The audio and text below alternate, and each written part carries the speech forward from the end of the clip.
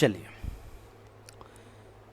इससे पहले की क्लास में हम लोगों ने डाटा टाइप्स, वेरिएबल और एडिशन, सब्सट्रैक्शन, मल्टीप्लिकेशन, डिवीज़न, ये सारी चीज़ों को थोड़ा बहुत पढ़ लिया था।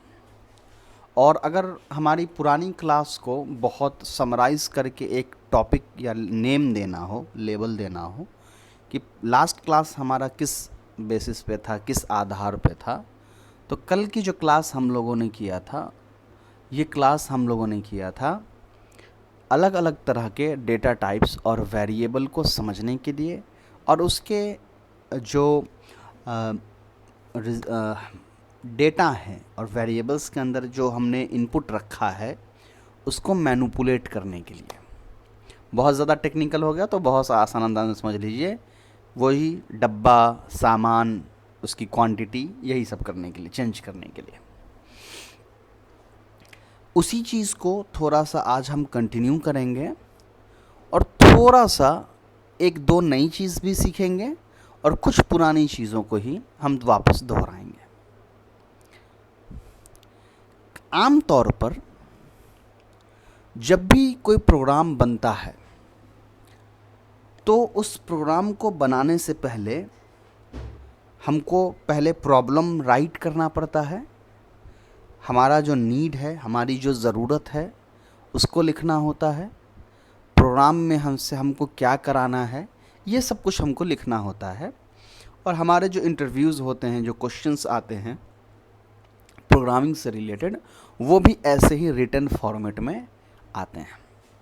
तो हम लोग भी एक छोटा सा क्वेश्चन बनाते हैं और उसको प्रोग्रामिंग के शक्ल में सॉल्व करने की कोशिश करेंगे। सबसे पहले क्वेश्चन बनाते हैं खुद से। Write a program to calculate the total amount of Sumit, where Sumit has already 50 rupees and his mom gave him 45 rupees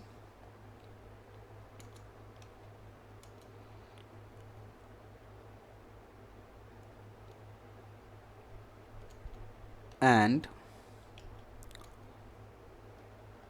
actually he spent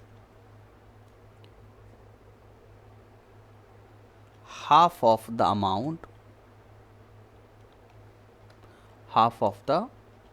total amount on his sister। Question हमने एक ये लिया है कि सुमीत के पास, पहले जो प्रोग्राम बनाना है वो ये कि सुमीत के पास अभी कितना पैसा है टोटल बचा हुआ उसके पर्स में, वो आपको बताना है। लेकिन उसके पास पैसे आए कहाँ से और कहाँ से खर्च हुए वो लिखा हुआ है कि सुमीत के पास पर्स में पहले से 50 रुपये थे, उसकी माँ ने उनको 45 रुपये और दिए, और सुमीत के पास जितना पैसा था उसमें से आधा उसने 50% पैसा उसने अपनी सिस्टर के ऊपर खर्च कर दिया। ठीक है, ये एक छोटा सा क्वेश्चन हो गया। इसको हम लोग क्या करते हैं, कमेंट में डाल देते हैं ताकि आपको पता रहे। चलिए, सबसे पहले हमारा जो सिंटैक्स है उसको लिख लीजिए।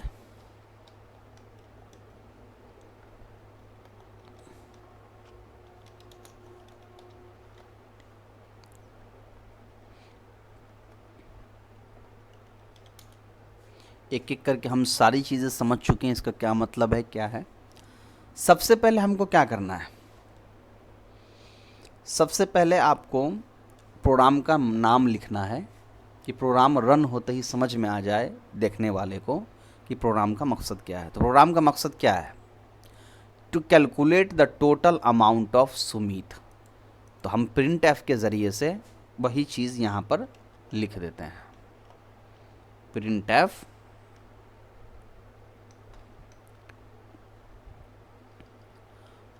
a program to calculate the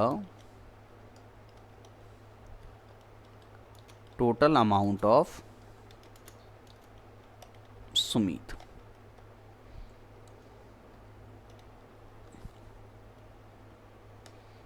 चलिए, पहला लाइन हमारा क्या हो गया, हमने एक मैसेज दे दिया यूज़र को स्क्रीन पे।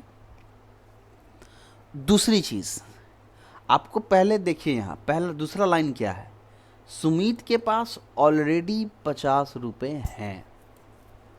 ये कैसे एक्सप्लेन किया जाता है? आप एक तरीका तो ये था, क्या है, आप यहाँ पे लिख दीजिए इंट। इंट से मुराद क्या है कि हम एक नंबर ले रहे हैं जिसमें डेसिमल नहीं है। सुमित पर्स कर देता हूँ, सुमित पर्स में 45 रुपीज़ हैं, ये मैंने कर दिया। एक तो ये तरीका है, और आप प्रिंट करा दीजिएगा कि हाँ सुमित के पास 45 रुपये हैं।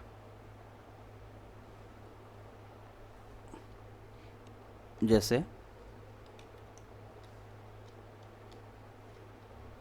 मैंने यहाँ पर लिख दिया सुमित हैज़, यहाँ पे %d दे रहे हैं। क्यों दे रहे हैं %d? क्योंकि यहाँ पर %d की जगह हमको नंबर लिखना है, उसके पास कितना पैसा है। तो सुमित हैज़ कितना भी पैसा है, INR इन हिज पॉकेट।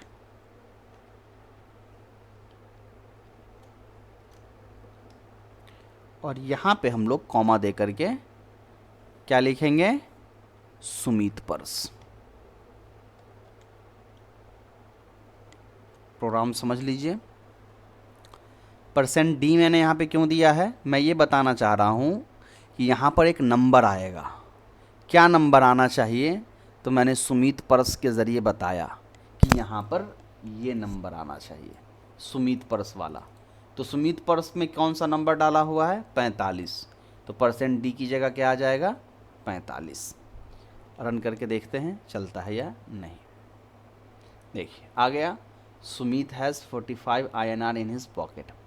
तो देखिए सुमित हैज़ के बाद 45 लिखा हुआ है, हालांकि आपके प्रोग्राम में %d लिखा हुआ है। तो 45 कैसे आया? तो 45 आया, %d दौड़ करके भागा कि भाई यहाँ पे एक नंबर चाहिए। तो इसने पूछा कि भाई नंबर कहाँ से मिलेगा, तो आगे मैंने लिख दिया कि तुमको सुमित पर्स से नंबर मिल जाएगा। तो ये पूछ रहा है कि सुमित पर्स क्या है, यहाँ तो कोई नंबर नहीं है।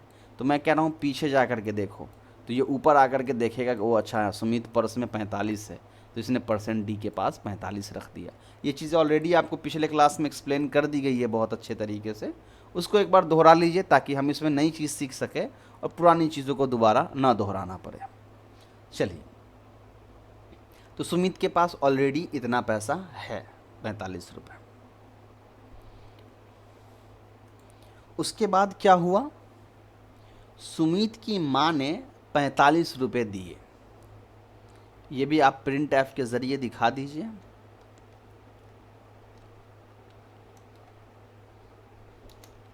सुमित मदर गेव हिम, कितने दिए हैं, 45। अच्छा, सुमित के पास पहले से 50 रुपये हैं, तो मैं यहाँ 50 चेंज करूँगा तो हर जगह 50 चेंज हो जाएगा। यहाँ पर भी ऑटोमेटिक 50 हो जाएगा और ये %d की जगह 50 आ जाएगा, क्योंकि मैंने सुमित पर्स वाले डब्बे में क्या किया, 50 लिख दिया। Sumit mother gave him 45 INR। अब अगर मैं इसको प्रिंट करूँगा तो क्या होगा, प्रिंट हो जाएगा। मान लीजिए कि अब मैं यहाँ पर प्रिंट एफ कर देता हूँ और प्रिंट करके now Sumit has %d in his pocket. अगर मैं ये लिख दूँ और यहाँ पर सुमित पर्स दे देते हैं, तो क्या होगा? क्या सुमित के पर्स में पैसे अपडेट हो जाएंगे? नहीं होगा। देखिए, सुमित के पास पहले भी पॉकेट में 50 रुपये थे, अभी भी सुमित के पास 85 रुपये हैं। उनकी माँ ने 45 रुपये जो उनको दिया, ये अपडेट नहीं हो रहा है उसके पॉकेट में। ये अपडेट कैसे होगा? आपको यहाँ पे अपडेट करना पड़ेगा। कैसे अपडेट होगा? अब हम ऐसा क्या करें कि सुमित के पैसे में, सुमित का जो पर्स है उसके अंदर माँ ने जो उनकी 50 रुपये दिए, 45 रुपये दिए हैं, वो ऐड हो जाए। तो सिंपल है ना, सुमित का पर्स ले लीजिए और उसमें डाल दीजिए 45 रुपये। सुमित का पर्स हमने लिया और उसमें 45 रुपये ऐड कर दिया। अब क्या होगा वो समझिए। अब ये जो सुमित का पर्स है, पहले प्रोग्राम रन हो जाए फिर आप समझ लीजिए, एक एक करके स्टेप समझा देता हूँ।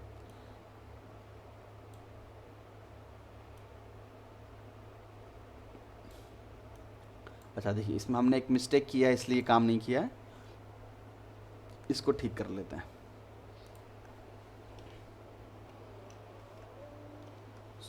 Sumit purse is equal to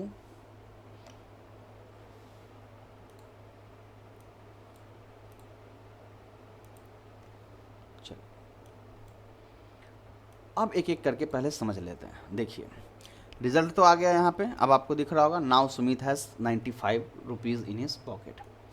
हुआ क्या? सो देखिए, सबसे पहले सुमित के पास ऑलरेडी पर्स में 50 रुपये थे, तो वो मैंने यहाँ सेट कर दिया कि सुमित के पास ऑलरेडी 50 रुपये पर्स में हैं पड़े हुए। उसके बाद मैंने वही चीज़ प्रिंट करके दिखा दिया कि देखो, मैंने यहाँ पर पहले प्रोग्राम का नाम लिख दिया कि हम ये प्रोग्राम किस चीज़ से बनाना चाह रहे हैं। तो आपका जो फर्स्ट लाइन है, मैं इसको दोनों को एक साथ स्क्रीन पे कर देता हूँ ताकि दोनों को देख सकें। तो ये आपका जो फर्स्ट लाइन है, ये आपका ये लाइन है जो प्रिंट होकर के आया। उसके बाद यहाँ पर सुमित हैज़ इतना रुपीज़ इन हिज पॉकेट, यहाँ पर जो सुमित का पैसा है वो अपडेट हो गया। तो देखिए, यहाँ पर %d की जगह 50 रुपये आ गए जो उसके पास था। ये 50 रुपये कहाँ, यहाँ पर 50 कैसे लिखा हुआ आया है? इसकी वजह से। %d का क्या मतलब होता है कि मैं यहाँ पर एक नंबर, इंट वाला जो नंबर है वो दिखाना चाह रहा हूँ। तो फिर वो पूछेगा आपसे कि इंट वाला जो नंबर है आपका वो किस नाम से है, किस डब्बे में रखा हुआ है। तो आपने कहा कि सुमित पर्स नाम का एक डब्बा है, उसमें रखा हुआ है। तो ये पीछे जाकर के ढूंढेगा कि इंट के नाम से, इंट वाले लेबल के नाम से क्या कोई सुमित नाम का डब्बा है। तो उसने देखा कि हाँ, सुमित नाम का डब्बा है। उस डब्बे में कितने रुपए रखे हुए हैं? 50 रुपये रखे हुए हैं। तो ये यहाँ से क्या करेगा? सीधा 50 रुपये ला करके यहाँ रख देगा। इसीलिए यहाँ डायरेक्टली %d की जगह 50 रुपये प्रिंट हो गए। यह आपका प्रोग्राम का पहला स्टेटमेंट था। उसके बाद क्या हुआ? सुमित की माँ ने उनको 45 रुपये और दिया, जो यहाँ पर आपका प्रिंट होकर के आ गया कि ठीक है, सुमित की माँ ने उनको 45 रुपये और दिया। ठीक है। अब बीच में एक कैलकुलेशन हुआ। क्या कैलकुलेशन हुआ? मैंने ये कहा कि अब मम्मी ने 45 रुपये दिया, तो 45 रुपये सुमित को दिया ना, यानी सुमित के पॉकेट में रख दिया या सुमित के पर्स में रखा। तो सुमित के पर्स में जब 45 रुपये रखा तो वो मैंने यहाँ लिख दिया कि सुमित का पर्स और उसमें 45 रुपये और। इसका क्या मतलब है वो समझिए।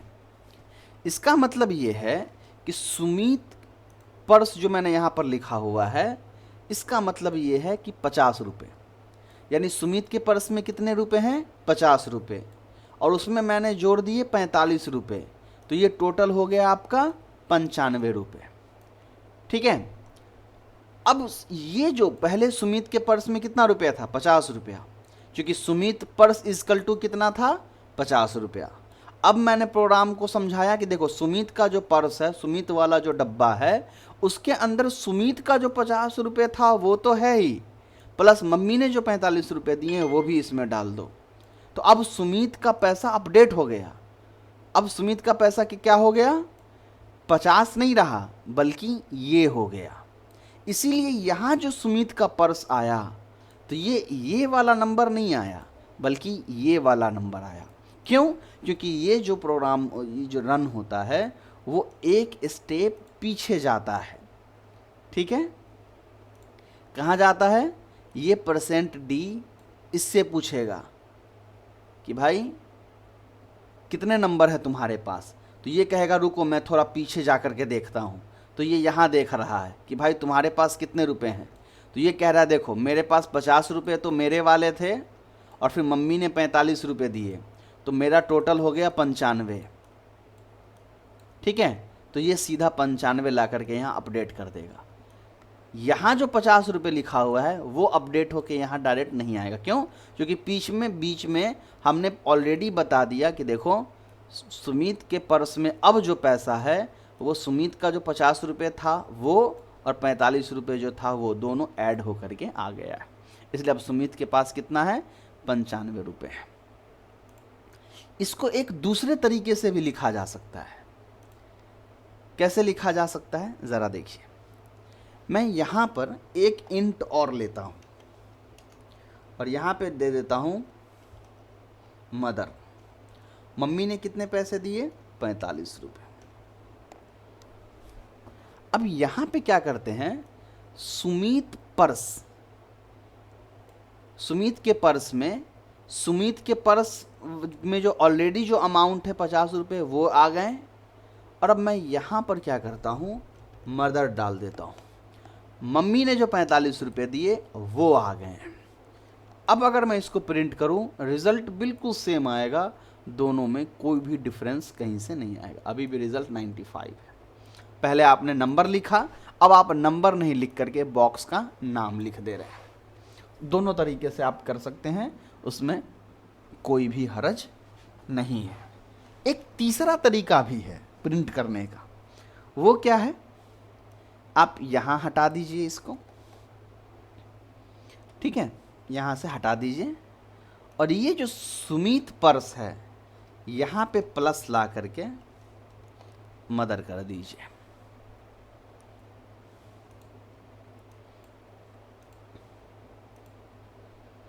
अभी भी आपका 95 रिजल्ट आ गया।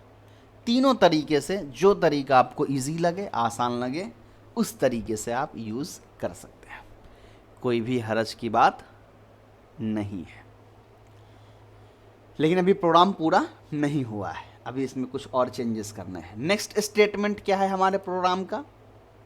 नेक्स्ट स्टेटमेंट ये है कि उसने आधा पैसा अपनी सिस्टर के ऊपर खर्च किया है। तो हम यहाँ पे ले आते हैं एक और printf, यहाँ पे लिख देते हैं he spent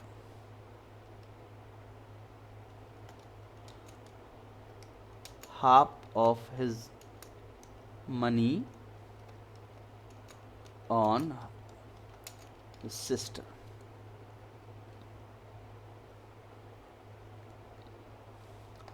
अब हाफ मनी, आधा के लिए क्या करना होगा? डिवाइड करना होगा हमको, ठीक है।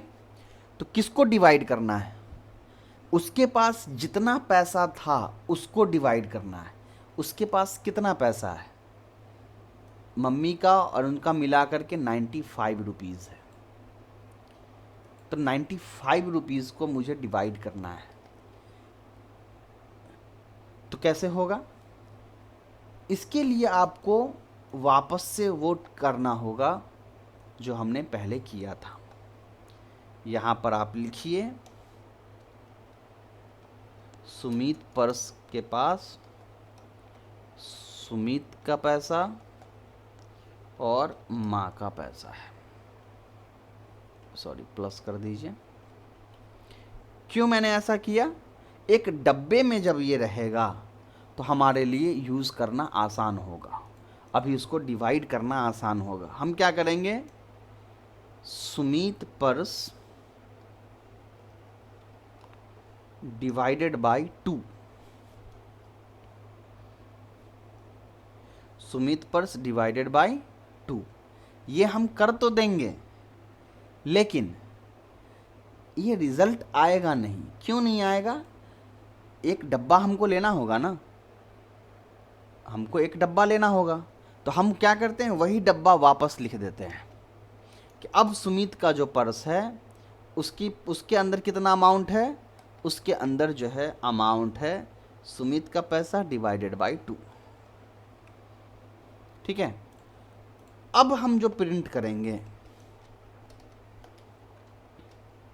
Now Sumit has percent D INR, यहां पर आप दे दीजिए सुमित पर्स।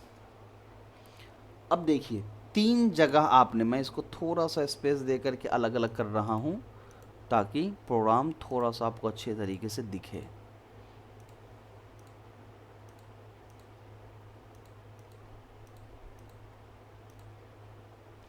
चलिए पहले इसको रन कर लेते हैं, फिर करते हैं। देखिए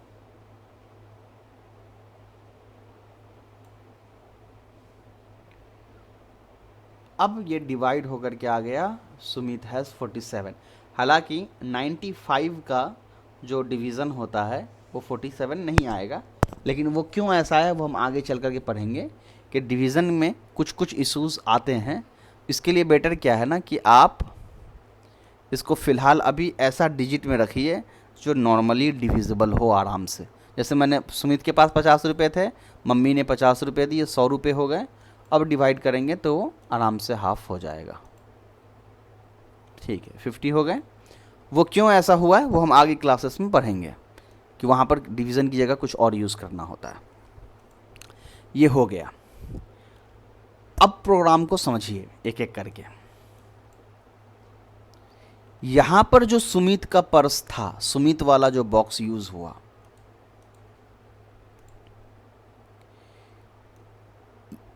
ये सुमित जो था इसने इसको प्रिंट किया 50 रुपीज़ को। इस सुमित ने किसको प्रिंट किया?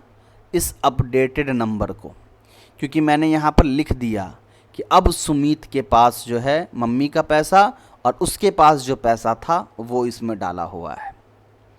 और इस सुमित ने किसको प्रिंट किया? सुमित के पास जो टोटल पैसा था, टोटल पैसा कौन सा? ये वाला टोटल पैसा, और टोटल पैसे को डिवाइड किया 2 से, तो जितना रिजल्ट आया वो यहां पर आया। समझ में आ गया डिफरेंस, कहां कहां कैसे काम हुआ है? फिर से पूरा प्रोग्राम समझ लीजिए। प्रोग्राम का रूल ये था कि सुमित के पास पहले से 50 रुपये थे, तो मैंने यहाँ लिख करके दिखा दिया कि सुमित के पास, मैंने यहाँ लिख करके दिखा दिया कि चलो सुमित के पास पहले से 50 रुपये थे, ये दोनों लिंक्ड है। उसके बाद सेकेंड स्टेप ये था कि सुमित की माँ ने सुमित को 50 रुपये दिए, तो अब जो 50 रुपये थे उसमें मम्मा ने 50 रुपये और दिए, तो सुमित के पास जो 50 रुपये थे वो और माँ ने 50 रुपये दिए वो दोनों जुड़ गए, दोनों मिलाकर के हो गए 100 रुपीज़। तो ये 100 रुपीज़ किस पर्स में गया? वापस सुमित का जो पर्स था उसमें चला गया। ठीक है, तो ये दोनों लिंक्ड हो गया।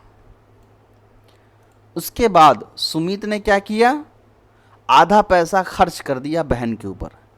तो सुमित का पर्स था जिसमें अभी थे 100 रुपीज़, क्योंकि माँ ने 100 रुपीज़ मिला करके हो गए। सुमित ने क्या किया? 100 रुपीज़ में से आधा खर्च कर दिया, आधा खर्च कर दिया तो बचा 50 रुपीज़। तो अब सुमित के पर्स में कितना बचा? 50 रुपीज़। तो उसने, अब जब मैं सुमित पर्स प्रिंट कर रहा हूँ तो ये यहाँ नहीं आ रहा है, न यहाँ आ रहा है, न यहाँ आ रहा है, ये जस्ट पीछे जा कर के देख रहा है कि सुमित के पास कितना है। तो उसने देखा कि ओ सुमित के पास 50 है, तो उसने यहाँ पर 50 रुपये प्रिंट कर दिए। ये था पूरा प्रोग्राम का कॉन्सेप्ट।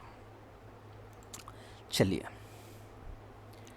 यहाँ तक अगर आप सारी चीज़ें समझ गए हैं तब एक छोटा सा और हम बात समझते हैं। कभी कभी ऐसा होता है कि प्रोग्राम के अंदर हम कोई कोई ऐसा डाटा होता है जिसको हम चेंज नहीं करना चाहते हैं। चेंज नहीं करने का मतलब ये है कि वो एक बार जैसा लिख दिया हमने वो वैसा लिख दिया। जैसे मिसाल के तौर पे मान लिया जाए मिनट्स इन आवर, 1 घंटे में कितने मिनट होते हैं? तो 1 घंटे में 60 मिनट होते हैं। तो ये ऐसी चीज़ है जो कभी भी चेंज नहीं हो सकती है। 1 घंटे में कभी भी 61-62 मिनट नहीं होगा। तो एक जगह हमने इसको लिख दिया तो बार बार मुझे इसको लिखने की ज़रूरत नहीं पड़ेगी। तो प्रोग्राम के अंदर कोई ऐसी चीज़, कोई ऐसा डब्बा आप क्रिएट कर रहे हैं कि जिस डब्बे के अंदर जो वैल्यू, जो चीज़ आपने डाली है वो हमेशा हमेशा के लिए वैसे ही रहेगी पूरे प्रोग्राम के रन करने टाइम तक। तो उसको हम डिफाइन करते हैं कॉन्स्ट से। कॉन्स्ट मतलब कांस्टेंट, कांस्टेंट मतलब स्थिर, कांस्टेंट से डिफाइन करते हैं। जैसे ही आप CONST, कांस्टेंट का शॉर्ट हैंड फॉर्म है कॉन्स्ट, ये जैसे ही लिखिएगा समझ जाएगा कंपाइलर कि आप इसमें कोई ऐसा डब्बा बनाना चाह रहे हैं जिस डब्बे को मुझे किसी भी हालत में नहीं बदलना है। ठीक है, तो कॉन्स्ट से मैंने एक्टिवेट कर दिया कि परमानेंट एक डब्बा लगाओ।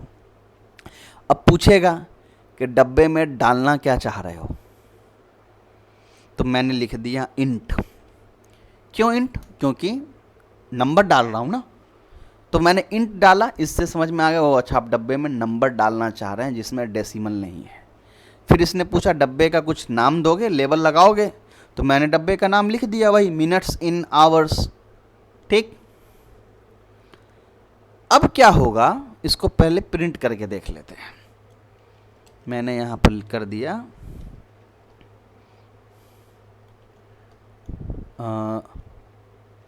देयर आर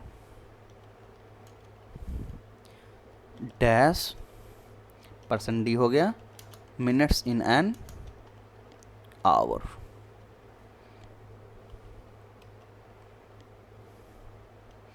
यहाँ पर कॉमा देके मैं बता देता हूँ क्या प्रिंट करना है मुझे।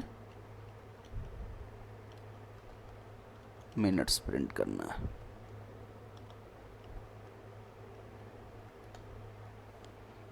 चलिए देखिए प्रिंट होता है कि नहीं।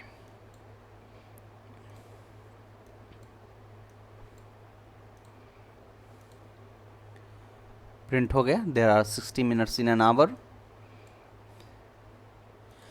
अब क्या हम इसको चेंज कर सकते हैं? नहीं कर सकते हैं।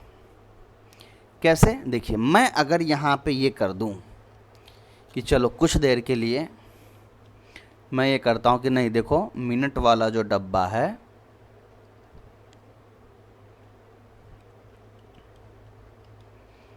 इसको मैं चेंज कर रहा हूँ और उसमें क्या कर रहा हूँ, मिनट्स इन आवर्स वाले डब्बे में ऐड कर रहा हूँ 60 और। क्या मतलब हुआ? अब ये जो डब्बा है उसमें पहले से 60 है तो यहाँ 60 आ गया। मैं कह रहा हूँ नहीं उसमें 60 और ऐड करो, तो आंसर होना चाहिए 120।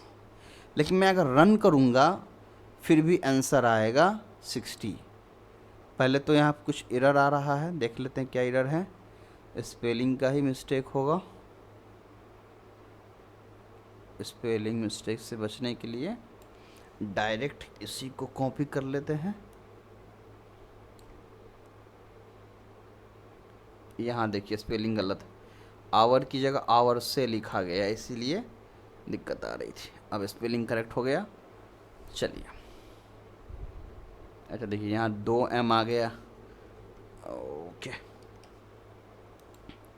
तो ये छोटे छोटे मिस्टेक्स ना प्रोग्राम्स में होते रहते हैं। इसको देख लेते हैं। देखिए यहाँ क्या लिख रहा है, एरर रीड ओनली वेरिएबल। ये जो वेरिएबल है ये सिर्फ रीड ओनली है, इसको आप चेंज नहीं कर सकते हैं। तो यहाँ पर तो ये चेंज करने नहीं दे रहा है, बहुत जगह पे प्रोग्राम रन हो जाता है लेकिन आंसर नहीं आता है अपडेट होकर के। लेकिन यहाँ ये पहले ही बता दे रहा है कंपाइल होने से पहले ही कि आप एक ऐसे वेरिएबल में एडिट करना चाह रहे हैं जिसको आप एडिट नहीं कर सकते हैं। तो ये 60 है, ये 60 है, इसको आप चेंज नहीं कर सकते हैं। फॉर एग्ज़ाम्पल चलिए मान लिया जाए कि मैंने यहाँ पर लिख दिया एज, ठीक, और ये वाला चीज़ हटा देता हूँ,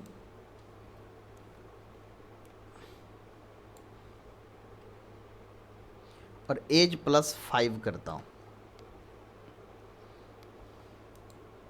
देखिए प्रोग्राम रन तो हो गया, लेकिन यहाँ 65 अपडेट हो गया। ओके, देख लेते हैं इसको क्या दिक्कत है। चलिए देखिए, ये जो प्रॉब्लम आया हमारा कि मैंने आपको बताया कि ये चेंज नहीं होता है, लेकिन ये यहाँ पर रिज़ल्ट चेंज होकर के आया, उसका रीज़न समझ लीजिए। ये जो कांस्टेंट वाला होता है ये प्रोग्राम के अंदर कोई चेंजेस नहीं करने देता है, लेकिन मैं यहाँ सीधे डायरेक्ट आउटपुट के पास चेंज कर रहा हूँ, ना कि प्रोग्राम के अंदर। इसलिए यहाँ पर ये अलाउ हमको कर रहा है। क्योंकि इस तरह के जो प्रिंट होते हैं, जो लास्ट मोमेंट पे आप प्रिंट करते टाइम प्लस माइनस कर देते हैं, वो एक्चुअल में एक्यूरेट नहीं होता है, और वो जनरली प्रोग्राम में हम लोग यूज़ नहीं करते हैं, क्योंकि वो एक इस शॉर्टकट तरीका होता है टेम्प्रोरी तौर पर कोई रिज़ल्ट दर्शाने का। जैसे अभी हम लोगों ने जो कैलकुलेशन किया सुमित वाला, वहाँ भी मैंने आपको इस तरह प्रिंट करके दिखाया, लेकिन फिर मैंने जब मुझे आगे प्रोग्राम राइट करना था तो मैंने उसको एडिट करके वापस से एक नए लाइन में उसको अलग तरीके से लिखा, क्योंकि वो सही तरीका नहीं होता है, वो टेम्प्रोरी तरीका होता है कोई रिज़ल्ट दिखाने का। इसी एज को अगर मैं यहाँ चेंज करना चाहूँ कि चलो मैं एज को यहाँ से चेंज करके एज +5 कर दूँ, तो ये मुझे चेंज नहीं करने देगा। ये वहाँ पर वापस फिर वही एरर देगा जो अभी इस वक्त दे रहा था। देखिए अभी मैं अगर इसको रन करूँ तो ये रन नहीं होगा। देखिए आ गया error, read only variable age. Age एक ऐसा वेरिएबल है जो आप चेंज नहीं कर सकते हैं।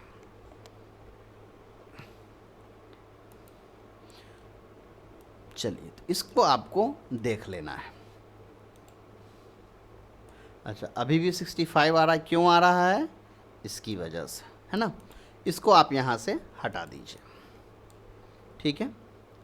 अभी अगर मैं एज +5 लिखूँ, ठीक है, एज +5 लिखूँ और फिर चाहूँ कि 65 आ जाए, तो चलिए प्रिंट करके देखते हैं। 65 नहीं आएगा, 60 ही रह गया। यहाँ मैंने लिख दिया एज +5 कि 60 में 5 जोड़ दो, मगर ये चेंज नहीं हो रहा है। 60 का 60 ही रिज़ल्ट आ रहा है। क्यों रिज़ल्ट आ रहा है? जैसा कि शुरू में आपको बताया गया कि जब आप कोई ऐसा नंबर जिसको आप बदलना नहीं चाहते हैं प्रोग्राम के अंदर, उसको दोबारा से आप एडिटेबल नहीं बनाना चाहते हैं, तब उसको आप कॉन्स्ट से लिखते हैं। इसको आप किसी भी हालत में प्रोग्राम के अंदर एडिट नहीं कर सकते हैं। हाँ, प्रोग्राम के बाहर जब आप प्रिंट करने जाते हैं वहाँ पे आप छेड़छाड़ कर सकते हैं, टेम्प्रोरी तौर पे एडिट कर सकते हैं, परमानेंटली आप उसको एडिट नहीं कर पाइएगा। मिसाल के तौर पे देखिए, अभी पहले इसको रन करके देखिए। यहाँ पे 65 आ रहा है, किसकी वजह से? इसकी वजह से। अभी मैं क्या करता हूँ, यहाँ पे 65 है, इसको हम ले लेते हैं और यहाँ पे डाल देते हैं, ठीक। और एक प्रिंटएफ और ले लेते हैं, यहाँ पे डाल देते हैं और यहाँ पे सिर्फ एज लिखते हैं। कॉन्सेप्ट क्या है वो समझिए। मैंने कहा कि एज को 60 से बदलना नहीं है किसी भी हालत में। मैं प्रिंट करते टाइम कह रहा हूँ कि अच्छा चलो एज में 5 मिला दो, तो ये तो मिला देगा।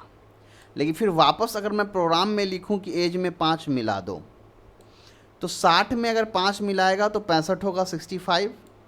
अब मैं कह रहा हूँ कि 65 में 5 और मिला दो, तो आंसर आना चाहिए 70। लेकिन मैं अगर इसको प्रिंट करके अभी रन करूँ तो आंसर देखिए क्या आएगा।